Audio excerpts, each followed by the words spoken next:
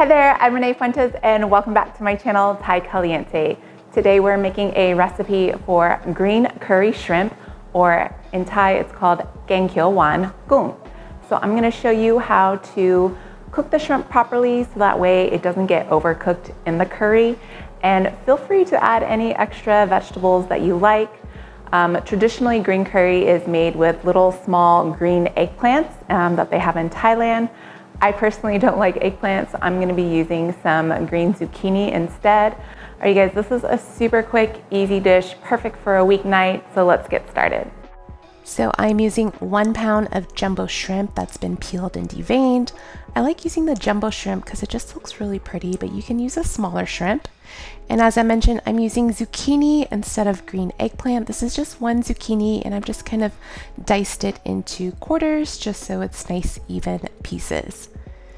So I am using some sliced bamboo shoots. This is just a small can. And then if you have Thai basil, I highly recommend it. I have a really large plant in my garden, so that's why I have a lot of Thai basil. If you don't add Italian basil, just omit it. And same with the lime leaves. Again, I have a really large lime leaf tree, so I'm adding some lime leaves, but you can skip that as well. And then I've just diced them up for garnish. But if you have them, they really do add a lot of flavor. So I'm using 2 tablespoons of the Mapoy green curry paste. Again, the Mapoy and Masuri curry paste are a lot spicier than the Thai Kitchen brand, so start with 1 if you're not used to it. So the first step is to gently poach the shrimp because we don't actually want to cook it in with the curry because then it's going to get overcooked and just get kind of tough. So I have some water that's just gently simmering and you can see that the shrimp is already starting to cook. So once it turns pink, go ahead and flip it over and then take it out and set the shrimp aside.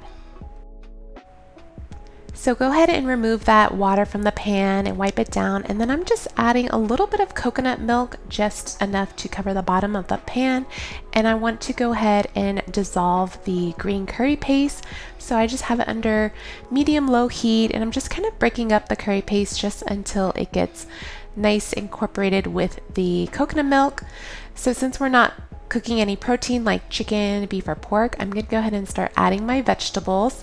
Otherwise, you would cook your protein at this point, but I'm adding the zucchini, the sliced bamboo, and again, feel free to add anything else you like. Broccoli, asparagus, carrots, those all go really good with green curry.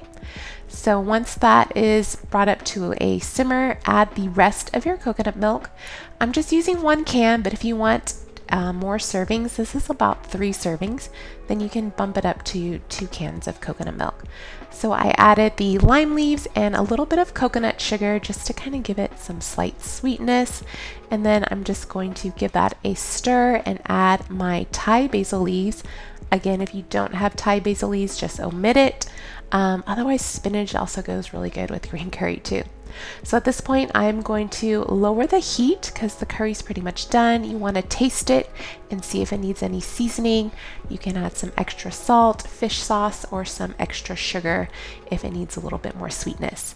So I just removed the lime leaves because you don't want to eat those. And now I'm going to add the cooked shrimp back into the curry, and just until it kind of gets heated through. Remember, we don't want to overcook the shrimp. So I'm going to turn off the heat at this point, and I'm just going to place the lid on, and just for a couple minutes while I plate my rice, I'm going to leave the shrimp covered in the curry. So I'm garnishing it with a little bit of lime leaves, but again, you don't need to if you don't have any on hand, but I just like that extra brightness that it gives to the curry.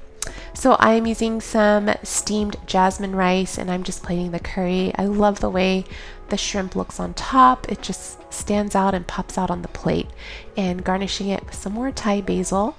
And our green curry is done. I hope you guys enjoy this recipe. Be sure to leave me any comments below. Don't forget to subscribe, and I'll see you next time. Bye.